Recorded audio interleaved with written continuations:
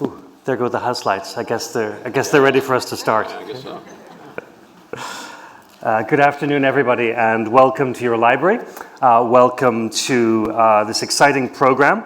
And today we are gathered in Rab Hall, a space that is named for benefactor Sidney Rab, a local philanthropist and former chairman of Stop and Shop, and also for his wife Esther. It's through the generosity of donors that this space comes alive with vibrant performances and celebrated guests, from the captivating storytelling of Ellen Hildebrand to the profound wisdom shared by Bernice King. The Boston Public Library has been graced by the presence of top-tier speakers and authors through the support of donations to the Boston Public Library Fund. In the audience, we have many supporters of the Boston Public Library and the Boston Public Library Fund tonight through our patrons of the Courtyard and the 1848 Society. Thank you. Your generous contributions guarantee that Boston remains a hub of cultural opportunities that will always be free to all. I extend my heartfelt thanks to all of you. And so, just a few logistics. For this public program today, we'll run about 75 to 90 minutes. We'll open with conversation between our guest and myself. This program is being recorded and broadcast online. We will take questions from the audience during the second half of the program, both in person and online. But when we do get to that point, please wait for the microphone to come to you so that everybody can hear the questions being asked. Our independent bookstore partners for today's program are, in person, bookselling partner Trident. Some signed copies have been available at their table in the lobby. There will, however, be no public book signing with Dennis, as he has another commitment after the talk. Online attendees can visit bookshop.org to get copies of Dennis's books. And so we are honored then to welcome best-selling author Dennis Lehane to the BPL, or back to the BPL. This opportunity is made possible by the generosity of the Eric and Jane Nord Family Fund. Dennis probably needs no introduction to anybody here, but I will go through a few notes from the bio. Award-winning novelist and screenwriter. He grew up in Boston. Since his first novel, A Drink Before the War, won the Seamus Award, he has published 12 more novels that have been translated into more than 30 languages and become international bestsellers.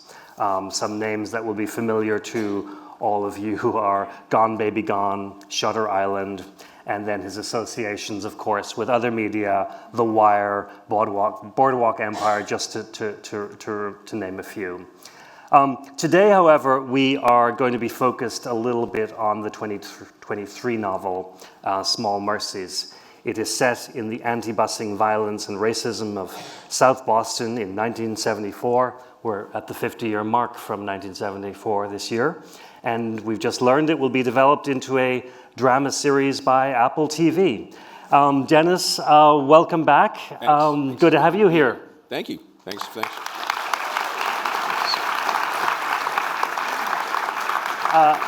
Amazing success that you have really accomplished over these last many years.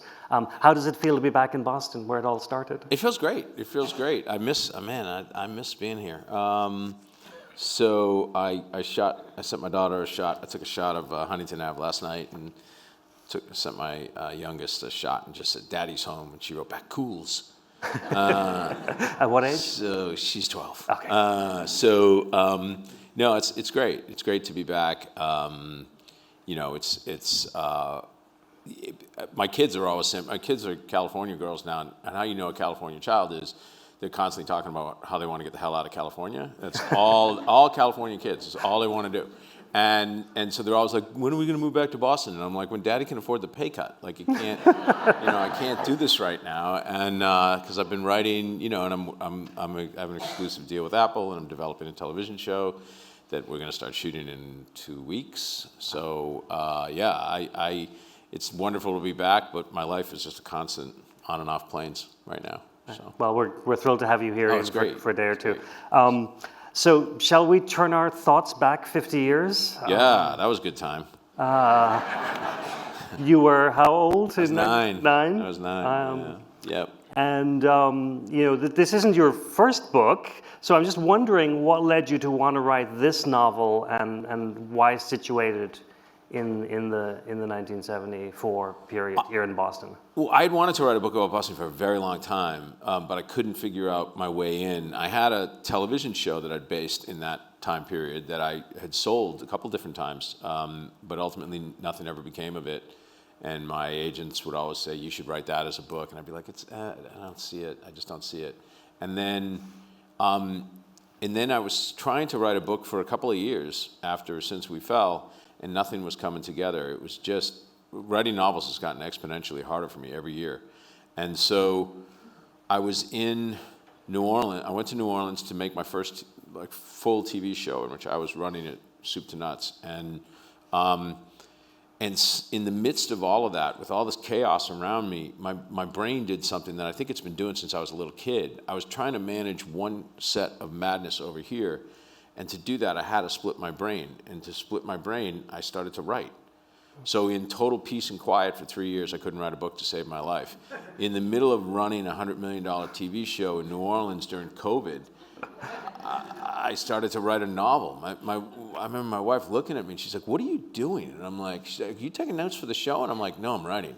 Like, we were staying in this haunted mansion in the heart of New Orleans, and I was just like writing away, and I was just transporting myself very quickly to 1974 Boston. It was wonderful. So the book just flowed right out of me. It came out in 6 months, and was the most pleasant writing experience I've had in probably 30 years, which is weird because you read the book, it's pretty dark.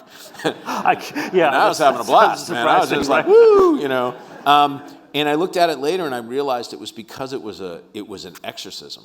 I really don't. I'm not melodramatic. I do not talk about I don't look to usually personal issues when it comes to my books, but I think since I was 9 years old, I was trying to process that summer, and this book was my processing. And I realized, the other thing I realized, which was you'll never catch me being this autobiographical in my life on a public stage, but it's true for this book. I had always had this anger in me that I could never understand because it didn't fit with biography. It didn't fit. My parents were great. I grew up well loved. I was, not abused in any way by anybody. But yet I had this hair trigger temper, and it wasn't just an Irish temper. It was like this deep rage inside of me. And writing this book, it all came out. Huh. It all came out, and I understood it finally. I was a very pissed off 9-year-old because I was like, how dare you take my childhood? Because that's what I feel like the summer of '74 did. When you're walking around on the streets and you see KKK in Boston, believe me, and I did, or you see kill all the N-words in Boston, or you see people throwing rocks at buses with children in them, you can't be a kid. You can't. It stops right there, So I felt like this book was great because it purged so much for me. That's why it was a wonderful experience. It's the trauma of everything that was happening around you at that age, and in the years following. And the years following, it kept going. Right. Oh, it kept going. So, what's really weird is to be surrounded by people who are making these arguments. Look, my father was against busing. My father was also against racism. That was a paradox that I think got swept away. And so if you were against busing, you were clearly a racist. My father wasn't against busing because he didn't want his kids to mingle or to have African Americans in his neighborhood. We had African Americans in my neighborhood. But he was against busing because it was one more time that the powers that be came in and told the poor neighborhoods how life was going to be. And he remembered when you could see the ocean in Dorchester. And I grew up going, there's an ocean? Because they dropped 93 right in. They didn't drop 93 through Newton. They didn't drop 93 through Norwell. They dropped 93 right through the heart of the city. And so the way the neighborhoods felt, the authentic people who were not racist felt about busing, not segregation, busing, was here they come again, telling us how we're going to live. But then in that mix, there was also plenty of people who were saying, no, we hate segregation. We don't want African Americans in our neighborhood. We don't want Puerto Ricans in our neighborhood. And we will fight to the death to keep them out. That is also what this book is about, without a doubt. So it's a reaction in some ways against the powers that be, as you say, telling poor neighborhoods how it's going to be, whether they're black, white, different ethnicities across the board. Well, what happened was Garrity, talk about somebody who got left holding the bag.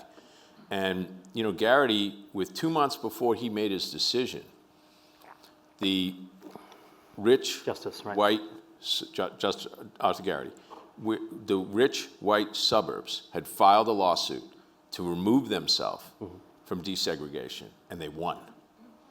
Garrity went in thinking this was going to be a county issue. This was going to be Middlesex County. This was going to be Suffolk County, not a city issue. So then he got left holding the bag when the well-meaning people telling you how you're going to, do your homework and eat your vegetables said, but not in my backyard. And I don't care if you're on the left or on the right. NIMBY is a racist acronym. That is what it means. Not in my backyard means no brown people, please.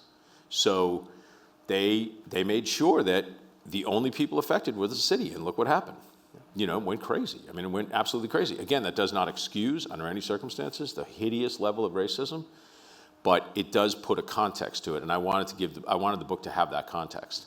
Yeah, I think early on, several of the neighbors are rallying to go on one of the first marches to protest. So you were already crafting that as the backdrop early on in the novel. Oh yeah, when the teabag thing was the thing that just blew my mind. I mean, before there was a Tea Party, there was a Tea Party. Right. There was a Tea Party in 1974, and these crazy ladies, they showed up. It was mostly women, and they showed up, and they had tea bags, and they kept dropping them in a fountain at City Hall, and the fountain turned the color of, crap, essentially, and everybody was like, yeah, tea party, so I love details like that. I just find them fascinating. Yeah, Boston seems to have an association with tea as a way of protest. Yeah, that's our thing. That's our jam.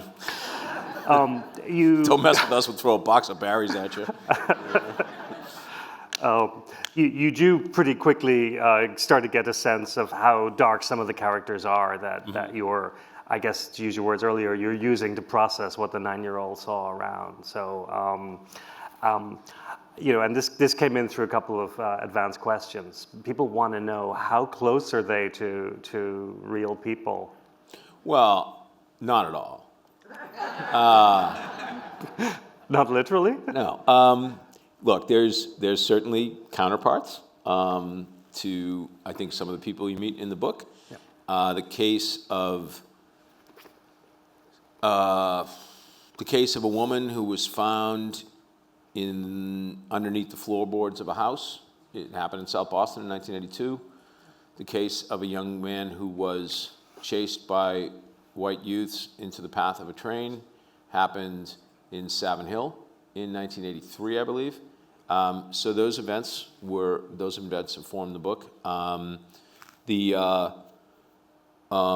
That summer, I just remember very vividly. So the riot that happens at the end of the book, not the riot, the protest. The protest that happens at the end of the book was one I was trapped in when I was a kid with my dad.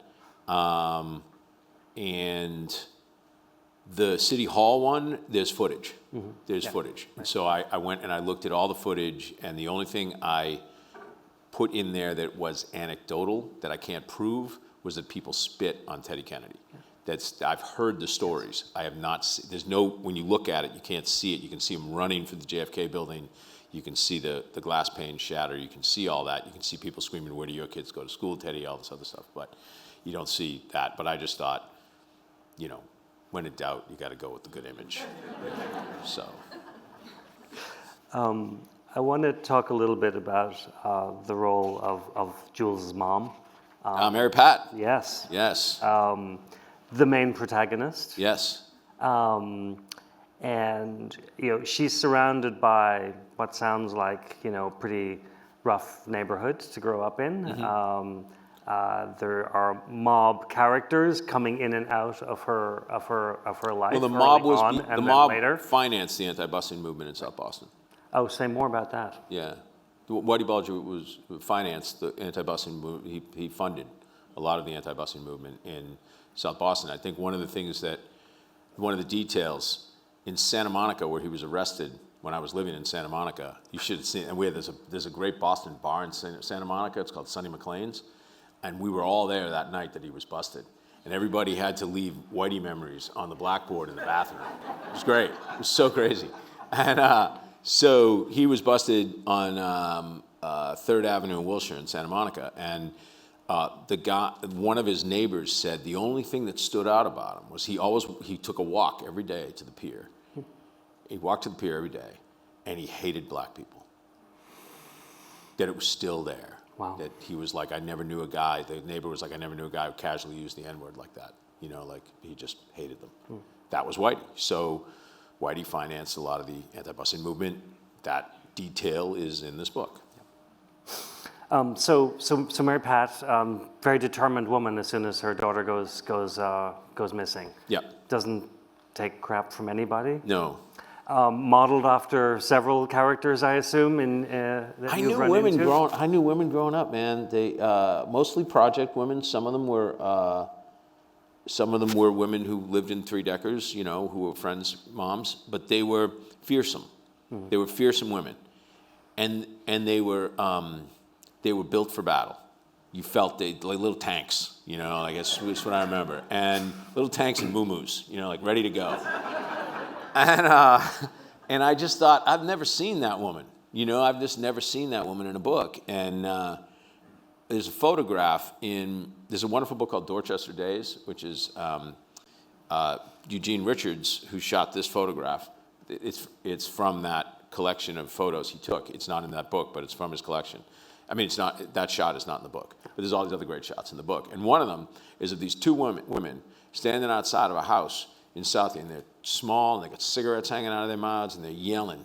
And they're yelling at an African-American cop who's standing there, and he's looking off with this look of just sort of pained decency, like, I gotta listen to this shit. And in their window is a sign that says, no N-words allowed. And I thought it's like a combination of those women and some other women I knew who growing up who were tough. But what Mary Pat has is Mary Pat thinks she's not a racist.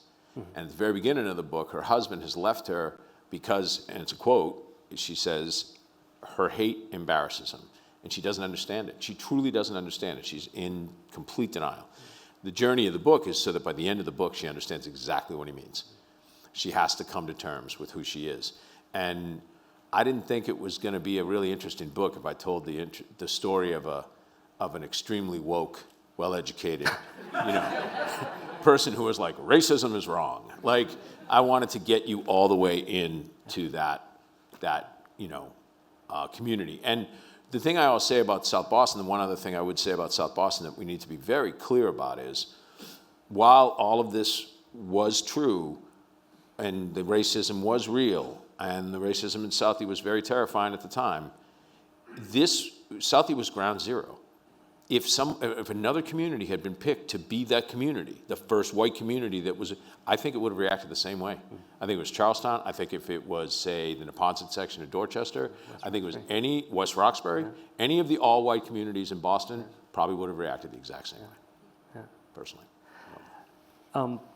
I'm also struck by the fact that while this is a work of fiction, right? It's a novel. Yeah. But I get to shoot people in this book, man. It's fun. Some of that happened in real life too. But you know, you are bringing us right up front with racism, with violence, with humanity at its worst. A couple of moments of humanity at its best, but largely able to have us confront our history and confront our nature while it is also a novel. Is that something you set out to do, or is that you tell the story and then? I never set out anymore to do consciously that sort of stuff because I know it will come out. Okay. I just know that I know what type of writer I am, and I can't. Once I knew I was going into this milieu, I knew that everything was going to come out, and I knew that she was on, you know. Mary Pat, on one hand, is very much not a hero, and that's the journey she goes on to discover, wow, how racist she is and how much hate she has and how she passed that down as a legacy, all of that. She's also a barely functioning alcoholic and a foul-mouthed chain smoker, but, you know, she has a cool car. Yeah, I don't know anything like that either, so. And then on the other side, though, is there are these people out there, and I I know they're out there because I've met them, and they are, to me, are inspiring. Alexander Navalny is one. People who say, I don't care what happens to me. I am going to get my justice. And that's the heroic part of Mary Pat. Once she decides, I can't be bought, I can't be scared, you're going to have to put me 6 feet under if you want me to stop, she's all in. And that makes the book kind of fun. Because she has nothing left to lose, or because she believes, in her case, it's about her daughter, or the quest that they're on? I think at some point she's nothing left. She figures she's got nothing left to lose, and you don't get to. She's lived under an delusion her entire life, which is the community will rally around me. We ain't got much, but we got the community. We got the tribe. The tribe turns against her. The moment her daughter turns up missing and she starts looking for her, she doesn't get empathy. She doesn't get people saying, oh, wow, I'd really love to help you. She gets the stop asking questions attitude. And that's when she realizes the dark side of being part of a tribe. If you're going against the rules of the tribe is going to band together to punish you. And she says, wait a minute, my entire life was a lie? And that's when she really doubles down. That's when she drops the hammer. When she's coming up against the cops, when she's coming up against the mob? No, it's the people in the community. It's the mob and the people in the community that are supporting them. Yeah. It's everybody saying, stop. Just get over it. Get over it. And she's like, excuse me? Enough. Or like her sister, I thought her sister was a fun creation. And her sister says, we take care of our own. Nothing bad ever happens to people from Southie. And she says, my son OD'd in that playground right there. And her sister says, yeah, but he got that in Vietnam. I mean, that's the attitude. That's the attitude. Nothing's getting in, And so that when she starts seeing even her own sister isn't with her, that becomes, I just wanted to, the image that I got that led me to start the book was I saw a woman beating the shit out of a 19-year-old man in a bar. And that's chapter 6, I think. So if you're looking for it. And I thought, I like this lady. She's cool. I'm going to have fun with this. When you say you saw, you envisioned, yeah, it just popped in my head. I just saw this woman in my head, and guy was talking to her, he started giving her shit, and she just wrapped him in the mouth. And I was like, ooh, I like her. So. The language is unfiltered in the book as well, as we're getting into a little of today. Yes. Was that a deliberate choice, or is it just that there's no way to tell this story without letting the language be what it is? You have to. You 100% have to. And I think it does a disservice to the truth of the time if you're dialing back this language. Right. I dialed it back, believe me. I dialed it back. My editor and I worked strenuously to pull back some of the language in the book. Things you'd already written and just there was one riff that one of my favorite movies is Do the Right Thing, and there's a moment in Do the Right Thing when every single race stares at the camera and talks badly about the other race. It's a hilarious moment. So I was doing an homage to that in some ways, and my editor was like, please don't do this, don't do this. And I was like, okay, fine. So I pulled it all back, but what he kept doing was saying, I would like her to, he kept pushing for her to be more woke as the book progressed. And I said, no, this is incremental. If you're going to have hope, it should be realistic. And realistically, this woman would not get there until the end of the book. It has to be the end of the book. She can't be suddenly like Kumbaya halfway through the book. It doesn't work.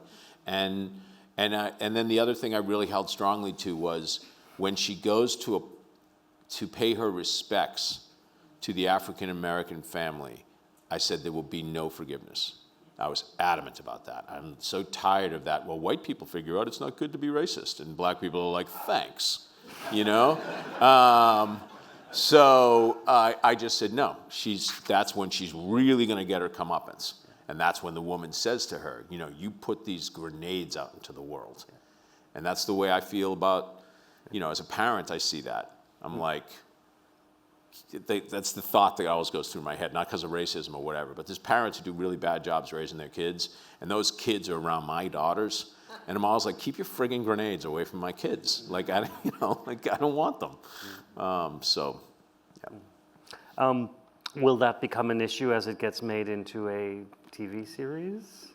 Or can you say anything about that yet? Are you allowed to say anything? Yeah, I can. No, I can. Maybe it'll get it picked up, and then Apple will be like, oh, he's not going to play ball. No. Apple has these very strict rules about things that you can or you can't show, or words you can't say. There's a list. And I've worked with them on this list. When I did Blackbird, I worked with them. I had to literally trade like 3 bad words for 1 cigarette, because they don't like people smoking on Apple shows. So I was like, I really need this cigarette in this one scene. And the woman was like, all right, well, you got to give me a bad word here, bad word there, bad word there. I was like, fine, it's worth this. She's like, all right, 3, I'll take it, 3 cuss words. I had no idea. It's that back and forth. It was a big negotiation. So that one of their big rules is no racial slurs.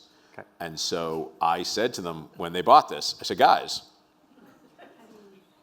every page has a bad racial slur on it, pretty much. And they were like, yeah, we'll be okay. We'll figure that out. So I'm trusting them. Okay. But if they suddenly come back to me and say, I don't know, what would they use? You, person of color? I don't know. I don't know what they're going to ask. But whenever they do, we'll negotiate it. There's a lot of negotiation on these things. Because I did see one of your, or read one of your other interviews on this very topic, and I think the discussion with one of your editors perhaps was that because it's the words of the character and not necessarily the narrator, it feels a little bit more authentic. And you couldn't be authentic if it wasn't in there. So my editor, he couple different times was like, is it clear enough to the audience that we're in Mary Pat's head? Because if it's the narrative voice, that's a big issue. Yep, got it. And I was like, of course, yeah, we'll work that out. We did work that out. There was times where it was just blurry enough where I'm like, there's a rule, which is if you pull your reader out of a sentence to pause and consider anything, you've made a mistake. Like to pause and consider whether a word should be there or whatever, So it was like, oh, if that's muddy in the waters, that goes, no problem, Interesting. So, yeah. When you finished the book, and the concept of finishing a book, I know, means different things to different authors, because you finish your first draft, you finish it, but it's ready for publication. Whichever version of that you want to take, did you feel relieved? Because this was, you said earlier, it's about a process for a 9-year-old coming to terms with all the trauma. So when it was done, what did that feel like? It felt great. It felt really good, and I felt it was 3. I'm a 3 draft guy, which is nice to know. It always takes me 3 drafts to nail a book. And when I finished it, I just felt really like a weight had been lifted. And a lot of good things came out of this. A lot of things. There was a lot of questions in interviews. Well, how is it that you grew up around racism everywhere and you weren't racist, right? Because that was very confusing. Trust me. To be 9 years old and surrounded by everybody, your tribe thinks this is fine. Yeah. Your tribe, pretty much. Everybody you hang out with, all the houses you go visit, not all of them, but a lot of them. And so you feel like a spy from the very beginning, because what you can't do is say shit. You can't. 9, 10-year-old? No, that would just be, so you just keep quiet. You keep quiet. You internalize everything.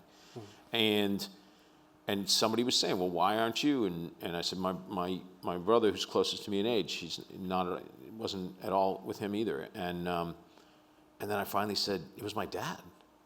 It was my father. My father would sit at that table and say repeatedly, I don't care who a man is, whether he's black, green, yellow, or purple, was his favorite thing to say. He's just a man.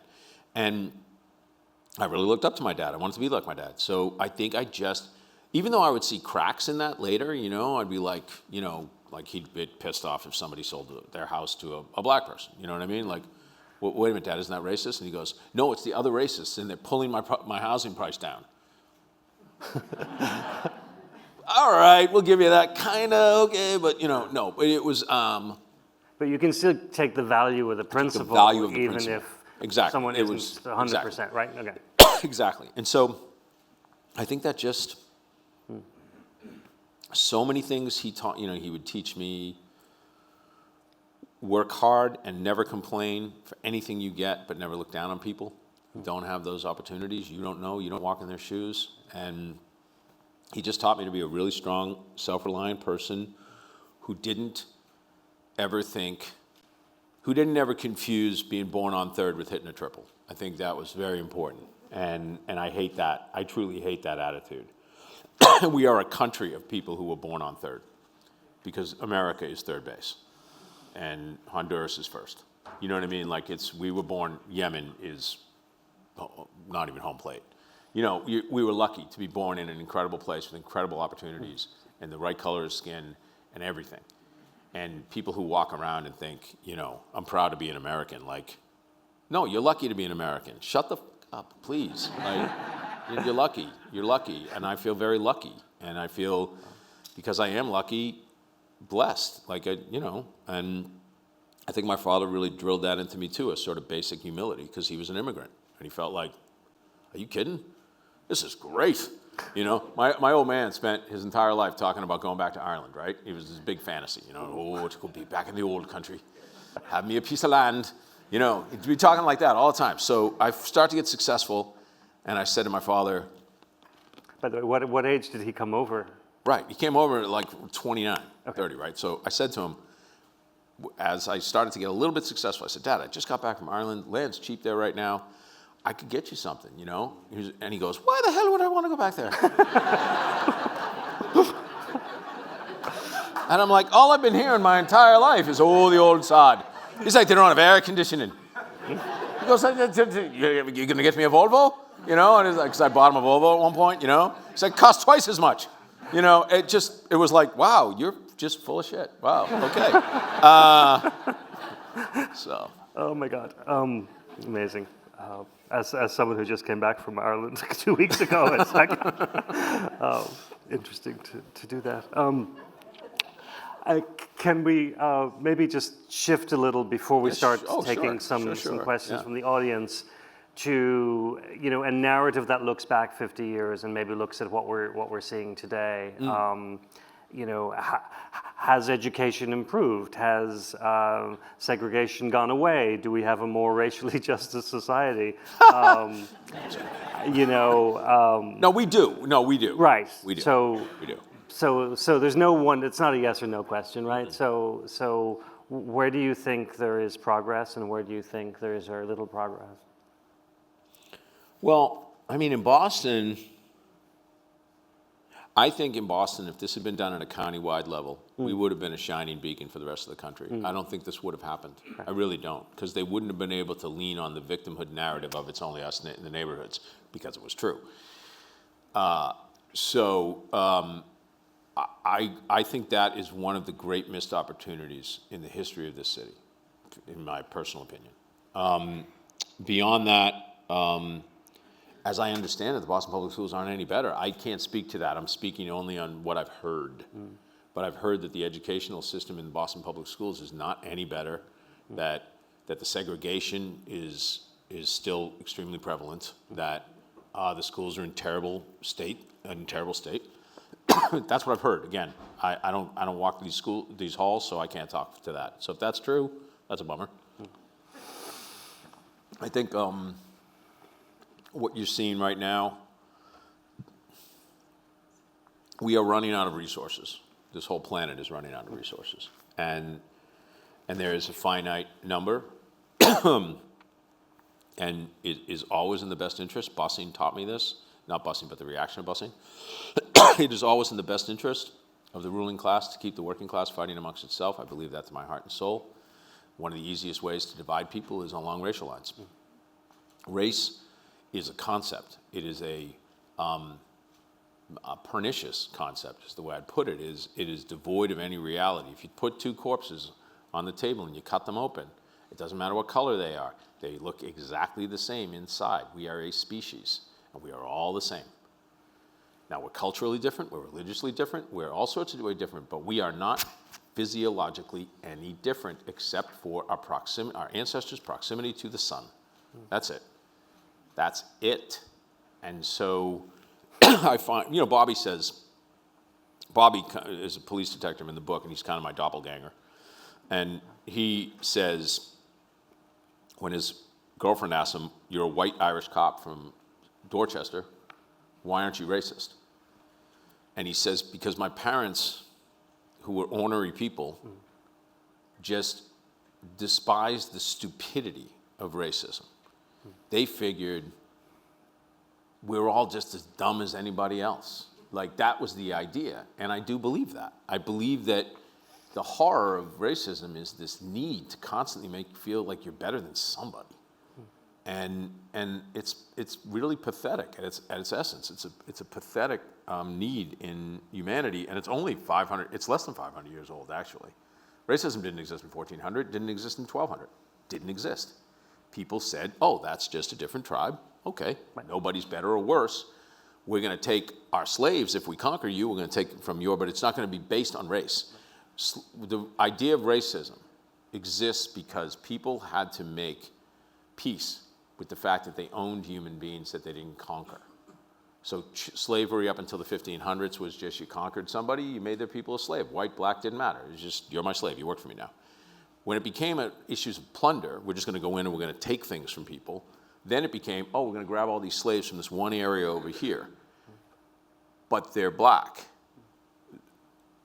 But that's not why we take them. We take them because they're easy to take. So then how do we live with being slave owners if we believe in freedom? Oh, they're less than us because of their color. And that's when it started. It was John Hobbes who wrote the first real article on it, the guy who gave us Nasty, Brutish, and Short. So that's it. That's the long and short of it. Which was still with us today. Still with us today. Great, thanks. There's a children's book, What Do You Do with an Idea? It's really sweet. I read it to my kids all the time. It's all about the greatness of an idea. But every time I'd read it to my kids, I'd be like, yeah, unless it's a bad idea. Then we're stuck with that. There's another dimension to this, which you've talked about in previous interviews, as seeing the neighborhoods of Boston as just so balkanized. They were back then. It was great. I mean, no, it was terrible, but it was great in one way. You always felt like you were in Europe. You'd be like, oh, I want some Italian food. Let's go to Revere, you know? Okay. I want Irish food. Not that many people ever say those words, but... Maybe not then. Yeah. And, if you wanted Portuguese, I mean, every Brazilian, you went to Alston. I mean, there was just every single thing had its own little spicy side to it. And then it finally meshed in, I would say, the late 80s is when Boston began to resemble a cosmopolitan city. Yeah, and there's an early section where Mary Pat is getting the Herald American newspaper about this black man who's been killed early on. Yeah. And the reference here, I think, makes this point terribly clearly in Mary Pat's eyes. Should we read a paragraph? Is that? If you, yeah, sure. I mean, or I can. Yeah, go for it. All right. Because I think it brings this version of that principle through in Mary Pat's eyes. The article goes on to report that Augustus Williamson, 20, was found dead under the inbound platform of Columbia Station early this morning, and that police had confirmed he suffered multiple head traumas. It doesn't say anything about the dead black guy being a drug dealer, but it's a pretty safe assumption, or otherwise, why would he be there? Why come into their part of town? She doesn't go into theirs. She doesn't know anyone who says they'll be spending the afternoon on Blue Hill Ave to shop for clothes or go pick up a record at Skippy White's. She stays on her side of town, her side of the effing line, and it is too much to ask that they do the same. Why do they have to antagonize? You go downtown. Okay, fine, that's where they all intermingle, black and white, Puerto Rican. They work together. They bitch about their bosses' lives, the city together, but then they go back to their own neighborhoods and sleep in their own beds until they have to get up in the morning and do it all over again. So that to me is her take on this balkanization of why people are living separately. Yeah, and the thing that I remember, oh God, I remember this throughout my childhood, was the whataboutisms.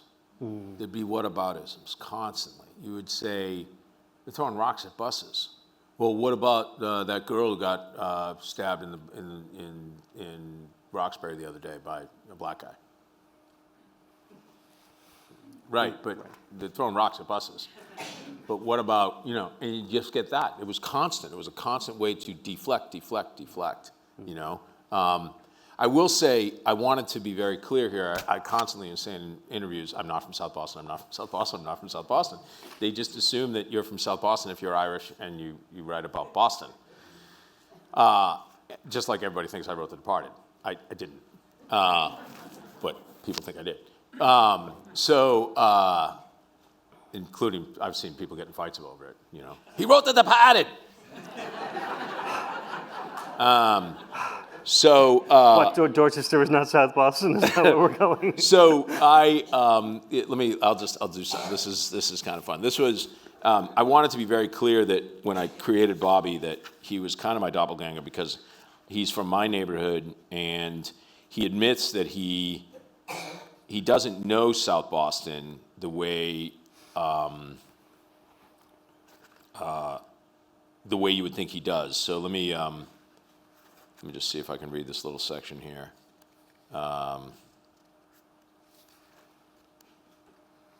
In about 5 minutes or so, we're going to start taking audience questions. So if you've got one in mind, just get it ready. So this is my take on South Boston from a Dorchester man's perspective who grows up right next door.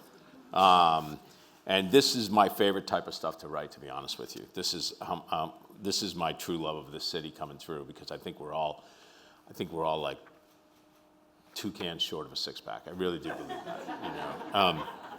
So this is Bobby, who's a police officer, and his partner. Bobby and Vincent drove through Southie to interview the final witness on their list. The moment they cross into Southie, Bobby feels a difference in the air. Bobby grew up only a few miles south in Dorchester, in a parish that was wholly white and predominantly Irish. He presumes that in most places in America, a distance of a few miles between 2 enclaves that share identical ethnic characteristics doesn't represent a seismic difference in culture. But crossing the border into Southie always gives him the feeling that he's just entered the rainforest of an unknowable tribe. Not specifically hostile, not dangerous by their nature, but at their heart, opaque. Driving along Broadway, he sees a young guy exit a bus and then turn to help an old woman who was waiting to board that bus. In his entire life, Bobby's never seen more people help little old ladies cross streets, avoid puddles or potholes, carry their groceries, or find their car keys and purses overstuffed with rosary beads and damp tissues. Everyone knows everyone here. They stop one another in the streets to ask after spouses, children, cousins twice removed. Come winter, they shovel walks together, join up to push cars out of snowbanks, freely pass around bags of ice or sand, of salt or sand for icy sidewalks. Summertimes, they congregate on porches and stoops or cluster in lawn chairs along the night sidewalks to shoot the shit, trade the daily newspapers, and listen to Ned Martin calling the Sox games on HDH. They drink beer like it's tap water, smoke ciggies as if the pack will self-destruct at midnight, and call to one another across streets, to and from cars, and up at distant windows like impatience is a virtue. They love the church, but aren't real fond of Mass. They only like the sermons that scare them. They mistrust any that appeal to their empathy. They all have nicknames. No James can be just a James. Has to be a Jim or a Jimmy or a Jimbo or a JJ or in one case, Tantrum. There are so many Sullivans that calling someone Sully isn't enough. In Bobby's various incursions over here, he's met a Sully 1, a Sully 2, an old Sully, a young Sully, Sully White, Sully Tan, 2-time Sully, Sully the Nose, and Little Sully, who's fucking huge. He's met guys named Zipperhead, Pool Cue, Pot Roast, and Ballsack, son of Sully Tan. He's come across Jugs, Nickelbag, Drano, Pink Eye, who's blind, Legsy, who limps, and Hansy, who's got none. Every guy has a 1,000-yard stare. Every woman has an attitude. Every face is whiter than the whitest paint you've ever seen, and then just under the surface, misted with an everlasting Irish pink that sometimes turns to acne and sometimes doesn't. They're the friendliest people he's ever met, until they aren't, at which point they'll run over their own grandmothers to ram your fucking skull through a brick wall. That's it.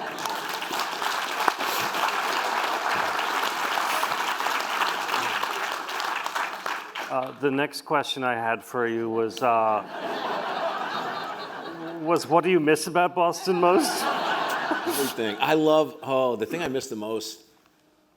Well, the thing I miss the buildings. God, I miss the buildings. I miss red brick. I miss cobblestone. I miss that a lot. I miss sense of humor. God, I miss sense of humor. I am so tired of the blank face I get in LA when I make a joke. I get like,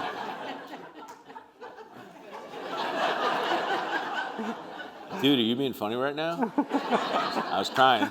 Yeah. Comes with a footnote. Yeah, it comes with a footnote. People, I try to explain that people in Boston are, I know some very, I know people in Boston who are funnier than any comedian I've ever known. And I If you look at how many people have been produced from this city, just on the comedy scene, you know, you look at Bill Burr, you look at every single person who was pretty much connected to The Office came from Newton. You know, Seth Meyers and John Krasinski and Mindy Kaling, and I mean, it's just endless. I'm only doing half of Newton right now. Matt LeBlanc comes from Newton. You know, it's a Newton palooza out there. So I do think, yeah, I miss that the most. I miss the funny of Boston. I miss the everybody just being a little nuts. So I was living in Charlestown, and this is a story I love to tell because it sums up the city. We were living in Charlestown, and my wife at the time, she was a small town in New York, and we went to see the town. We went to a special premiere of the town, and then she said, "I know you talk about it being like kind of this rough place, but all I see are yuppies like us everywhere I look, you know." And I said, "Yeah, just wait." A couple days later, we're at a playground at the end of Union Street, and I'm with my daughter, and we come into this playground, and my daughter and my wife, and we come in, my daughter was really little at that point, and there's a woman in there, she's total townie, she's got like hair, like it's not really a color anymore because it's had so many dye jobs, and she's got this Benson Hedges Deluxe Light, the side of Scud missile hanging out of her mouth, and she's got 3 kids, clearly from 3 different dads, right?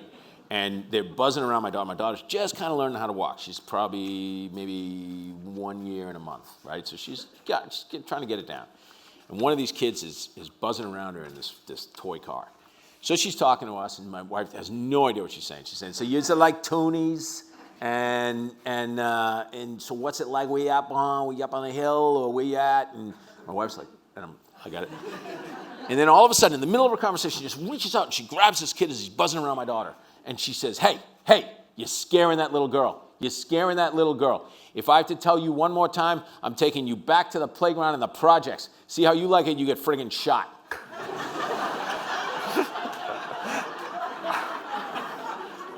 My wife's like, "So we're going to go." And the woman, I'll never forget it, with that Benson head, she goes, "God bless." That's a great note to turn to the audience on.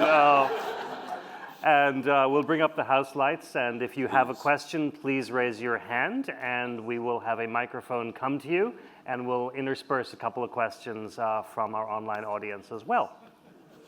We'll go right at the top over here. Or second down, yes.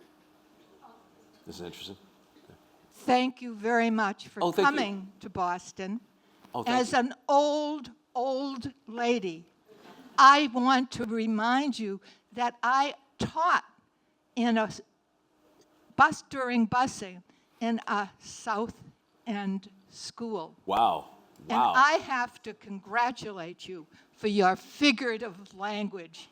I will never see Windex again. Oh, thank you. Thinking of you and your blue eyes. Thank you so much. You're so and kind. I have one important question for you. I have lots, but this is the one I'll ask. Okay. Why do you call Ken Fennessy instead of Hennessy? Thank you. Why did I go with Fennessy instead of Hennessy? Yeah. Is it because there's no such thing as Ken the hen? You wanted him to... Oh, Ken Fen. No, I never thought of that. I went with Fennessy because I have a very close friend named Fennelly. And I almost went with her last name, and I'm so glad I didn't. It turned out that it would have been a disaster, I found out later. So I went to what's closest to that. I'll go with Fennessy. So I just went with Fennessy. And then then Ken Fen just came. Here's the thing I want to be very clear about with certain authors. I don't know about everybody else, but I can talk about myself. I don't know anything when I'm writing a book. I have almost no conscious thought. Like, I just write. I write and I try and focus it. And so when it comes to names, which I'm very bad at, I just pluck them out of the air sometimes. And a lot of times I have to go back and redo them because I hate them. I do bad names. I think I really do bad names. And so the good names that do come out of my books come from a lot of trial and error. A lot of trial and error. Like Rum Collins was not Rum Collins. That came late. Ken Fen came early. Mary Pat came right off the bat. Mary Pat was a name I wanted to do forever. It seems like the toughest women I knew growing up all had Pat as a middle name. You know? So I want to marry Pat. From the beginning, I always knew her name. And then other names, I think that the book became about names in some ways, so that when you get to the end, there's a constant riff on people not knowing what to call Jules. Jules is Jules, and yet Bobby calls her Julie, and then he has to be corrected. And at the very end, somebody refers to her as Julia. And so I was trying to get at something about what names mean, but I don't know. I don't know beyond that. I don't really have.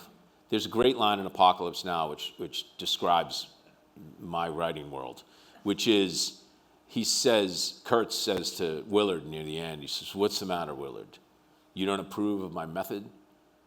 And Willard looks around and says, "I don't see any method at all, sir." That's me.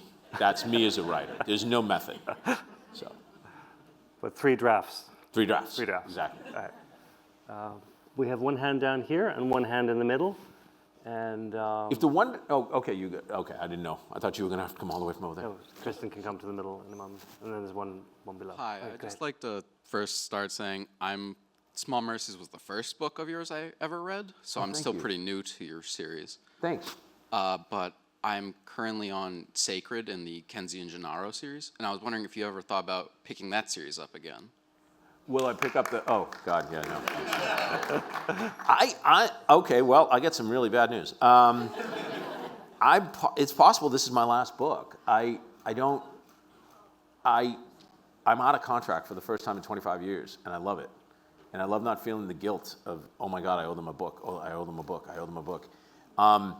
This book came from a place that my first book came from, which is, it came from a very pure place. It just flowed out of me, and I wrote it because I needed to write it. And I thought that was wonderful. And the moment I finished it and I turned it in, I was out of contract all over the world. And I thought, I'm good with this. And if I write another book again, it'll be because it comes from the exact same place. It comes from a pure place. It comes flowing out of me. I have to write it. I can't stop. If that happens, I will write another book. And it could be a Kenzie Gennaro. It could be something else. I don't know. But if it doesn't happen, I really love what I do right now. I love the social aspect of it more than anything in the world. I love being around people. I was not built to be a novelist, I think, personally. I like being around people. And all those years of just being in that friggin' room, like, all alone, like, oh, it was just awful. So now I write, I have a new show that starts filming in 2 weeks, and we just finished the 9th of 9 scripts, and I'm really excited to work with the actors, and I'm really excited to work with the directors, and I'm really excited to work with costume. Like I have weird interests, and then there's other places where I'll be like, no, you handle that. Like they send me schematics every day. I literally every day get construction schematics of what my rooms are going to look like in my show, and I have not looked at one of them, like not one. But costumes, they'll be like, what do you think about this? And I'll be like, no, that's crap. Get that out of there. Like it must be I just have an obsession with clothes, maybe, I don't know. But so it's not just the running the writing team, it's the whole production that... I do everything. So I cast. I was casting last night. Okay. I went back to my hotel room and I cast, and I love casting. I love casting. It's one of my favorite things. And when I cast Blackbird, I made 2 mistakes in casting, and I will never make a mistake again. Like, they were small mistakes. You couldn't see them. We had this one guy, I'll never forget, we didn't understand why this happened, but we didn't even catch it when we were shooting. But all of a sudden, everything the guy said was happy. Everything he said was happy. I don't know if any of you have seen Blackbird, but Blackbird's not a comedy. And so he would say, like, found us a dead girl. We'd be like, no, don't get that smile off your face. She's dead, She's back there. So we had to cut around that guy nonstop. And then I had this one person I hired to do this one scene, and it was the best scene in the entire show. And I was desperate at that point. We were down to the last minute. It was a flashback scene. Put this kid in, the person in, and I had to cut the scene. It was so bad. And I saw him at the premiere, and I wanted to hit him. And I didn't know why. Like, I was like, why do I want to hit that person? And then it was like, well, that's the actor you cut. And then I was like, oh, well, he's going to find out during the screening, so I guess that's revenge enough. But yeah, so I love the process, so I don't know when I'll be back to writing a book. If one seizes me, nothing makes me happier. I loved writing this book. I just don't ever want to have to write a book again. I think we'll pretend it's just a pause for now. Yeah, it could be just a pause. It's quite possible. We have the tan shirt, and then we'll come down. We're joined this afternoon by our chair of our board of trustees, Priscilla Douglas. Oh. Hello, Priscilla. Priscilla? And we'll go back. Thank you. Your capacity to see people, the essence of them, and put it into words is just astonishing to me. Thank you. And I'm wondering if, as you write a script versus a novel, Yep. what is it that you see in advance of bringing that to the screen? There's a couple things I've learned about myself definitely over the course of my career. One is I can never write about an insider. I could never write Succession. Never. Well, I wouldn't be able to do it. I can admire it, but I can't do it. I can only write from the outside looking in. That's what I understand of the world. I was always an outsider. If you grow up working class, you're an outsider. If you grow up and people treat you differently when they hear where you're from, that's not nearly as bad as being treated differently because of the color of your skin, but you notice it. Like I would say, people would say, where are you from? And I'd say Dorchester, and people would take this little step back. Because we were always on the news, we're like, we're where the murders, 73% of all murders come from Dorchester. We thank you to Boston, we give you the murders. So that was something, I think, watching my parents being treated differently because they were working class and had accents. So my dad, because of the way he dressed, and he had a very thick brogue, the way he would be talked down to. My mother cleaned houses, the way she would be treated. All of this gave me an outsider status. And that means that when I climb into characters to write them, as long as they're outsiders, I can modulate to why they're outsiders, if you know what I mean? Like, so you're an outsider because of, a character I identified with incredibly was a character I wrote in The Given Day, was an African-American baseball player in 1919 Ohio. Why would I connect with him? Because I got the outsider part of him. So I was like, okay, I'll lock in there.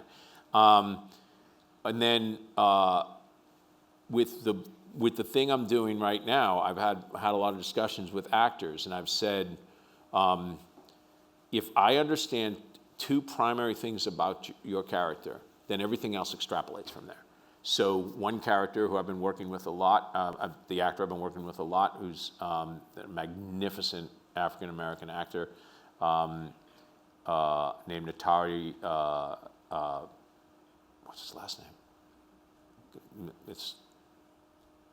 Anyway, Antari right now, stay there, probably going to be the Emmy-nominated actor from this show. He and I have been talking about extreme loneliness. I'm like, you have to understand, your character has never known a physical touch that he didn't pay for, ever. And if you can understand that and what that must feel like, and have spent 40 years on the planet knowing that, then you got him. And he gets him. Like, we got him. We got this guy. And then my main female character in my new show, I sit with her, and I was talking to the actress, and I said, you run. You run from everything. We're going to see you running as a physical activity, because that's what you do, but you run from everything. You run from yourself, you run from conflict, you run from intimacy, you run. And then, that's kind of, I just lock in that way. The other thing I don't believe in, period, is I don't believe in heroes. I just don't. I don't believe that most people, I think we're all just idiots. I really do. And I think that every now and then you find somebody of just pure goodness. They exist, but they're really rare. And you find somebody of pure evil. They're really rare. They really are. The rest of us just in the middle. It's all in the soup. And so I write about the people in the soup. I don't have any real heroes in my books, I don't think. I don't have too many bad people either, but not bad. Well, there's a couple of serial killers. And there's one or mob two. boss or two, and there's, yeah, okay, never mind, strike that last one. But no, one of the things that I did find, I found this, an interesting line I said to my kids when they were young and they were starting to deal with social politics. And I finally said, one of the hardest things to understand is not only that there's bad and good people. That can be very hard to grasp. But what's even harder is that there's good and bad people. That's almost impossible to get your head around. You know? I mean, it really is. I still grapple with that. I think all of us as adults grapple with that. Like, yeah, but they did that for me, and they did that, you know, and that's how you get into toxic relationships, and that's how, you know, all these things, you know. So I find people endlessly fascinating, and I think I take that to, the one thing I take credit for as a writer is characters. That's the one thing I'm like, I think I do that pretty well, that and dialogue. Everything else I'm just kind of like, all right. We had another question just behind Priscilla, I think. Yes, the gentleman in the tan shirt, and then the person in the second row here, and then we'll go back to the sides. Yeah, see, you're on the side, you're outsiders, you get it? Outsiders. Yeah. The soup is in the middle, don't I? Yeah. I worked in Sweden when I was young in the mid-'70s, and when I told them I was from Boston, I thought they'd say, how could you get rid of Babe Ruth? You know? But they knew two things about Boston, the Tea Party and busing. Yep. And everybody I talked to there, those were the two things they knew about Boston. So my question is, now that you're a traveler and you're on the plane all the time, like you said, Yeah. how big of a black stain has busing left on the city of Boston? Racism is a big stain on Boston. It just is. It's got a bad rep, and it doesn't help with, you know, when you're still seeing examples of it at sporting events, when you're still seeing, you know, it's just got a bad rep among African Americans for sure. So my wife is mixed race. The first time I took her here, she was like, ooh, like I'm stepping out into Boston. You know what I mean? Like it's a thing. So you know, I don't know. Is it? That is where I get a little bit of a whataboutism about me, though. Don't tell me my city's this or that. You know what I mean? I'll be like, you know, because here's what I really hate. America has a bad reputation globally right now. Has had one for the last 25 years, really. And I've been overseas a few times, and I've had people say, you know, an interviewer like this on a live stage, somebody will say, well, now with Americans like you know, and I'll be like, stop, just stop. You're doing a you Americans thing. And they're like, well, you're American. And I'm like, right, but that's like me saying you Europeans and blaming a Spaniard for something that happened in France. We're too different. We're just too different. This country is massive. And I have more in common with a Parisian than I do with somebody from rural Nebraska. I do, you know? And so I guess the long and the short of it is, does Boston have a bad reputation among people of color? Yes. So do plenty of other cities. That doesn't make it right. But, you know, the comparable city would be New York. You know, New York does not have that reputation. You know, people are just like, it's New York. New York's cool, you know? So I don't know how we fix it. You know, I don't know how we fix it in a global level right now. It's going on everywhere right now. I mean, it is the hatred of others right now is so prevalent. It's going on in Poland, it's going on in Bulgaria, it's going on in France, it's going on here, it's just everywhere. I don't know how to fix it. I'm not running for office, so I'm going to stop right there. There were a couple of hands over here as well as one in front. So take some people on the sides. Come on. Yes, I must take some people on the sides. Both sides, right? Yes, both sides. Hi. Both sides. Hi, Dennis. We Hi. are longtime fans. Oh, thanks. St. Margaret's Parish. Oh, St. Margaret's. All right. Yeah. Woo. And we go as far back as seeing you at the French Library on Marlborough Street for the Neighborhoods movie Oh, viewing wow. many That's a years million gazillion years Yeah. ago. Wow. Okay, I was young. So my question for you is, we're so grateful that you've come today, and I was wondering about you personally, how you got your footing with writing, especially growing up in the neighborhood that we have. If you had mentors, and then on the flip side, if you have some free time coming up, which doesn't sound like you do, what or how are you planning to mentor others? Like there's this master class going on now where you have an opportunity to share how you do what you do and encourage Sure. others. So I was just wondering if you have plans for that down the road, because you're so insightful. We enjoy the humor, the writing, the character development, and I'd love to see this shared with more than who's here. Oh yeah, I mean, I am a teacher by nature. I did a lot of teaching, and then I finally stopped because it got just too time consuming, and also the writing field was attracting. The writing field got rocked in the last 20, 25 years. Again, by once the internet came along, people stopped reading, and you'd be teaching to classes of advanced students that didn't read books. I'd be like, what the hell? That's like being a doctor and saying, I want to be a doctor because I watch Grey's Anatomy. Like, no. Give me that scalpel. No. I became a writer because it was my way of making sense of the world. And writers, there's a great line about artists in general, which is the central tension is between the need to be seen and the need to hide. And I am a walking embodiment of that. I both want my work to be understood, and I'm intensely private. I'm like, I'm good. Like, no thanks. I don't know what DMs are. I'm that people who you're afraid to turn into your parents. I'm those people on the Geico commercial. I don't know anything about that world. I don't know about social media. I don't know about, somebody said to me, just last night, I haven't been on Facebook in 20 years. And I was like, Facebook's 20 years old? Shit, it seems to me it's like a year old. Like I'm not on anything. I'm not on Twitter. I don't understand any of that world, nor do I have any interest in it.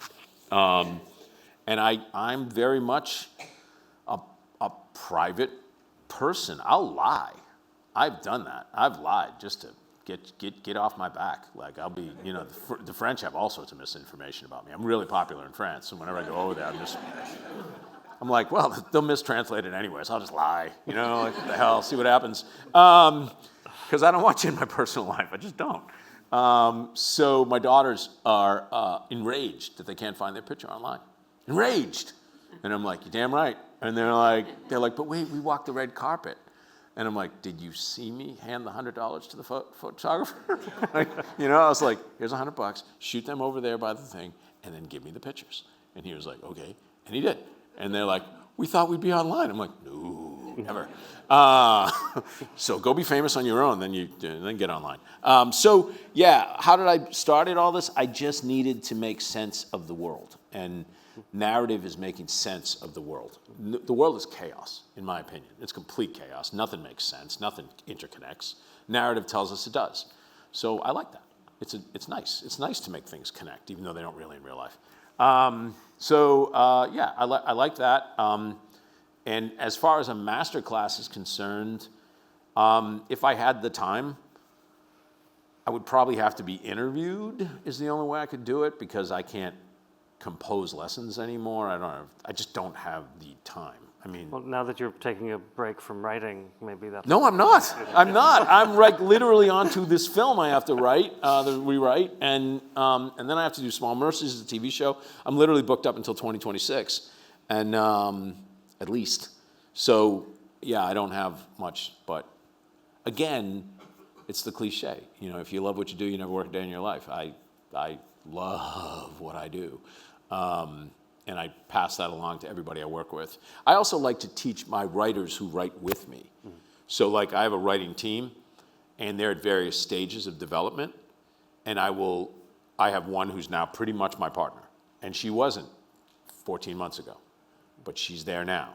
And so now she does things like, she texted me yesterday, that missing scene, what do you think about this or this? And I said, go write it. The number of writers I would say that to? One. And then everybody else, I'm like, let's discuss, and I'll give you notes, and I'll tell you how to do it. So I feel like I'm creating an incubation. I got a young writer on that show who I think will have her own script by next year. Don't tell her. But so no, she doesn't know. She doesn't know. I have several females on that show. In fact, my room is almost all women. So. A question from this side of the room. Yes. In the blue, I think it is, the fifth row up. Thank you. Hello, and thank you for being on the planet. Oh, thanks. Truly, I loved this book. It made me laugh, it made me cry, and it also made me think of casting. I realized that some of your books had turned into movies. Yeah. And then I heard you talking about it earlier. Yep. So my thoughts on the two lead characters were just in case it goes there as a movie, which I think would be perfect for, would be Ryan Reynolds as Bobby Coyle. It's a stretch, but I watch a lot of movies and I do know what I'm talking about. And here's the other piece, Yes. which would be Mary Pat, and this is really going to be a stretch. Okay. Angelina Jolie. Oh, wow. And if you've seen her body of work and all the different roles that she's played, not currently, but in the past, and if you can imagine her dyeing her hair brown Interesting. and Well, getting the here's the thing. Windex contact lenses, she'd be there. Okay. Here's the thing about a show is I know who I want and I know who Apple wants. They're two different people. That's okay. That's okay. You can't say who you want because if you don't get them, the person you hire always knows they were second choice. So I can't say anything about who we're thinking of casting in these parts because of that, exactly. But that's an interesting take. I've had some real pushes from various people for various people. Most of them are on. Some of them are a little.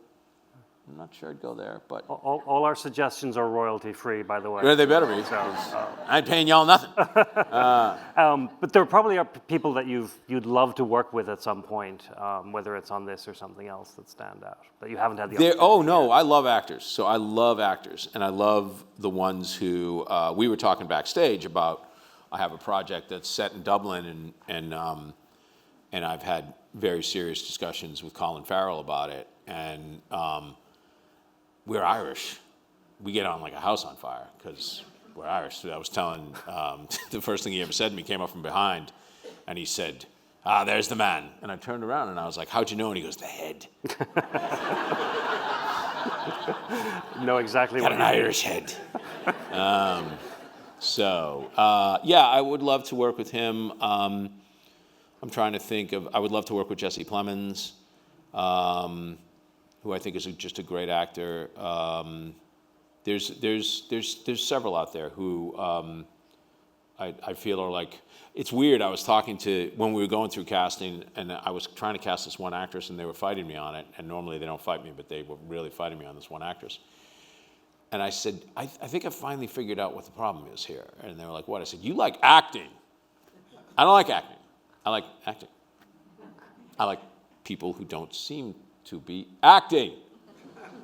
And I'm like, you want the one who's crying in that monologue. I don't want the one who's crying in that monologue. I don't want the one who's acting like she's really repressing any ability to cry. So that tends towards the type of actors I like. I don't tend to like the actors who win the awards. You want nuance, subtlety, character. I want all those things. Yeah, I want people who disappear. I forget that I'm watching a performance. I love that, you know. Well, Ray's gone. Ray left us. I caught a little Goodfellas last night, and I was just like, God, he was so young. Ray and I we had a blast. I'll tell you a funny Ray story.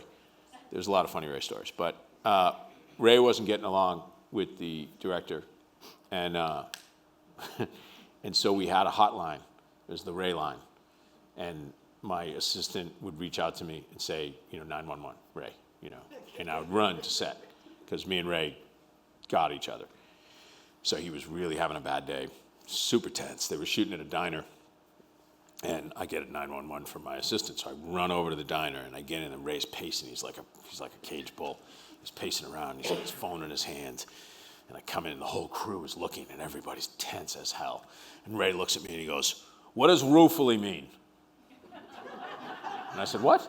And he said, ruefully, Dennis. And he shows me the script, and it says, smiles ruefully. And he says, what does that mean to you? And I said, well, it means, it's kind of like a little bit of mild, bittersweet baby disappointment. And he says, no, Dennis, no. And I realize he's holding the Webster's Dictionary in his hand. Right? It's on his phone. And he reads off the definition, right, which I used to be able to, I remember, but now I can't remember anymore. It's like very bitter and very, and he goes, why would you write that? And I said, and I know everybody's looking, and I know the one thing you can't do with an actor like Ray is bullshit him. And I said, I don't fucking know, Ray. It was like 6 months ago. And he goes, oh. So what should I do? I said, well, how do you feel? And he goes, I feel like the character would be a little bit annoyed. I said, so play it a little bit annoyed. And he goes, okay.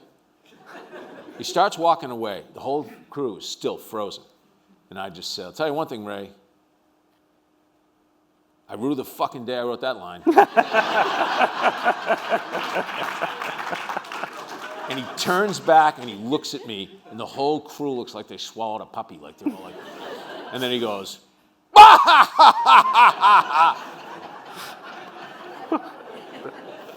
Amazing. Thank you for that. I did promise the question down here in the front. And then, do we have an online question?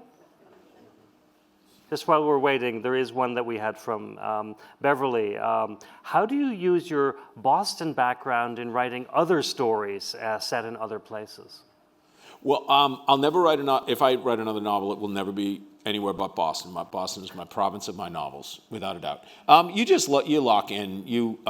Again, I go in on the outsider status. I tend to write a tragedy pretty well. I tend to write, I can't write satire to save my life, so I stay away from that, even though I can admire it. I can't write it.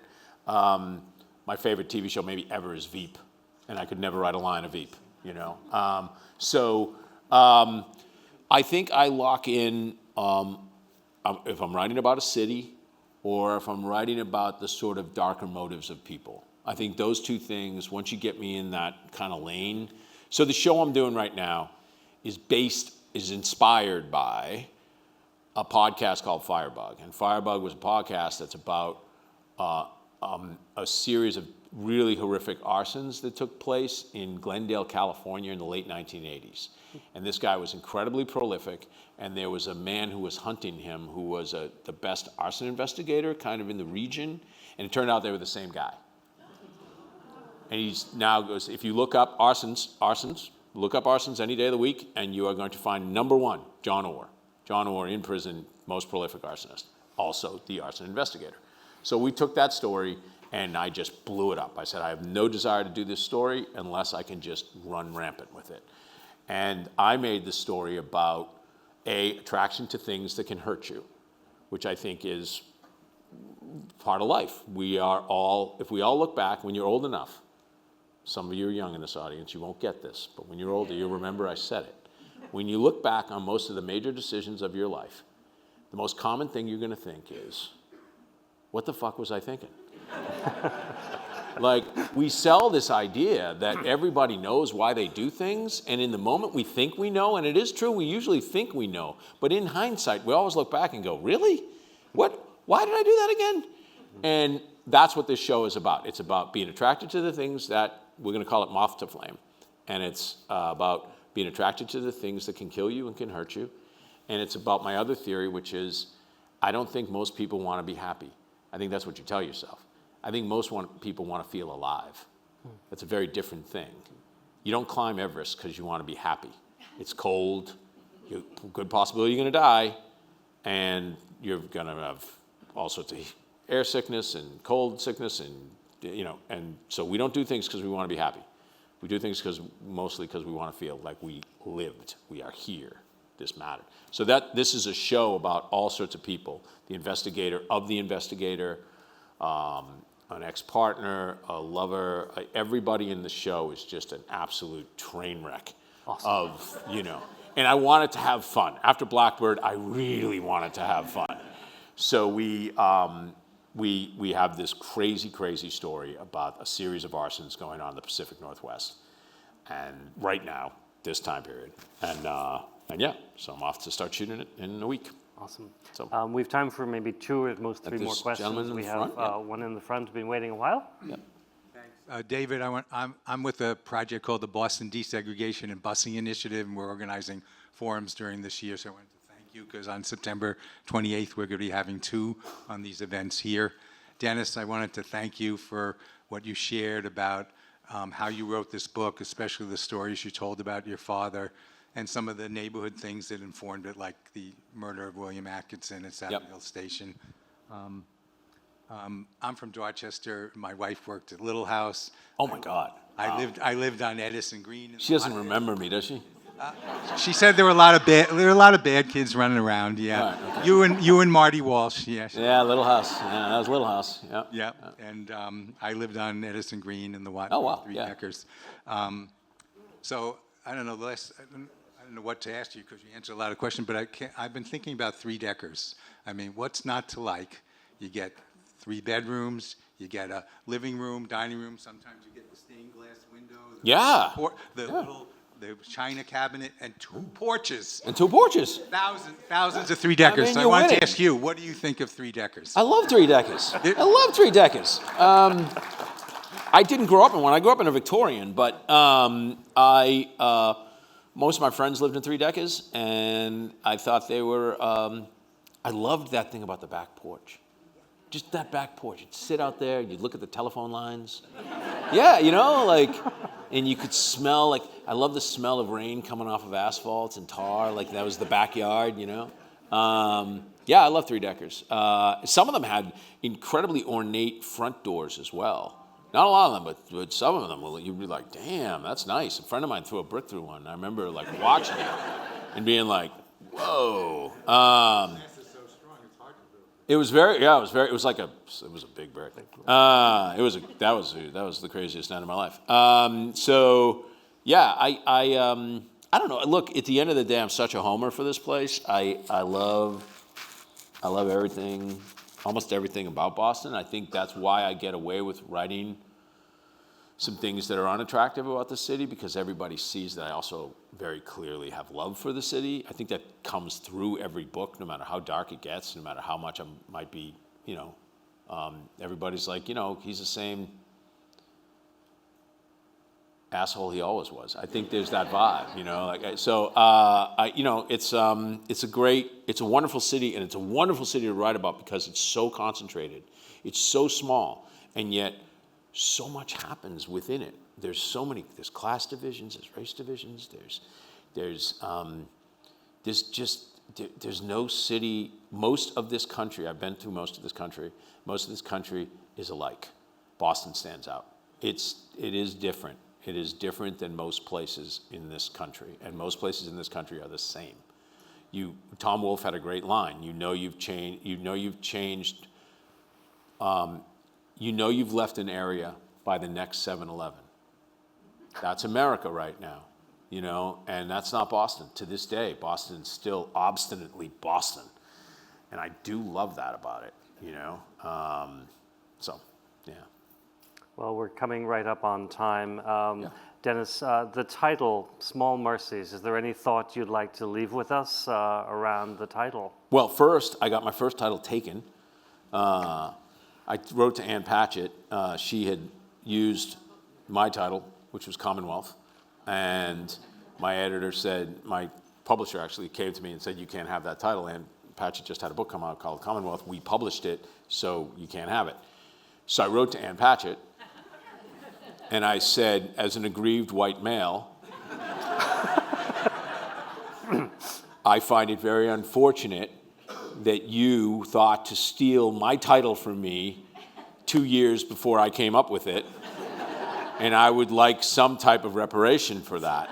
And she wrote me back this lovely letter. She was just like, it's so hard to be a white male in America, and I understand. And it was just this great correspondence, but you'll have to find another title, bitch, I think was the point. And so I came up with Small Mercies because there are these tiny little graces that happen. I mean, as much as I've been goofing around, I do believe that poverty is a disease. I do believe that it is passed down generationally. I do believe that it is a burden that people who don't have it or didn't live with it have no idea about the costs of it to everything, to your health, to your mental well-being. Everything is pressed down by poverty. You are just pressed down by it. And I was trying to remember that when you're in this world, when you grow up this way, the smallest things, the smallest glimmer of happiness is a mercy. And that's where the title came from. And she gets a couple of small mercies in this book.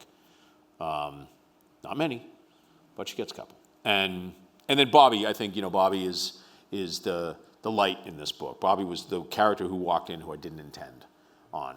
And I always keep myself open to that. And he walked in the book and he was supposed to leave. And then he was like, I think I'll stick around. And I was like, I think I need you, actually, because this book's getting really friggin' dark. And then he provided the light of the book. He becomes the light of the book. And it's his, if I didn't have that, I think the best line in this book, without a doubt, is, the opposite. He said it occurred to him that the opposite of love is not hate, it's hope. Hate takes a lifetime to build. Hope can come around the corner when you're not even looking. And I felt like that's a Bobby line. Mary Pat never would have come up with that. Mary Pat would have been like, fuck hope.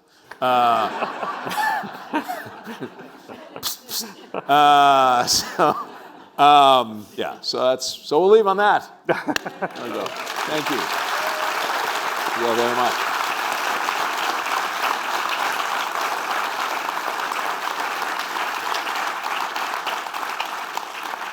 So I would just like to thank everybody who put today's program together, our AVN program team, as well as our friends at the Boston Public Library Fund. I know many of you will be joining them for a reception following this program.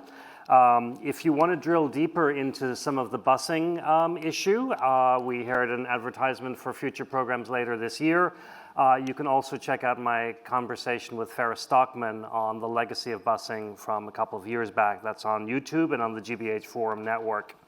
We also have programs coming up on May 14th and on June 1st as we shift our attention to picking up the theme of revolution in Boston, starting with revolutionary music. So do check out our website for more detail on those programs and many, many more offerings here at the Boston Public Library. And without further ado, one more time, please thank my guest for today, Dennis Lehane.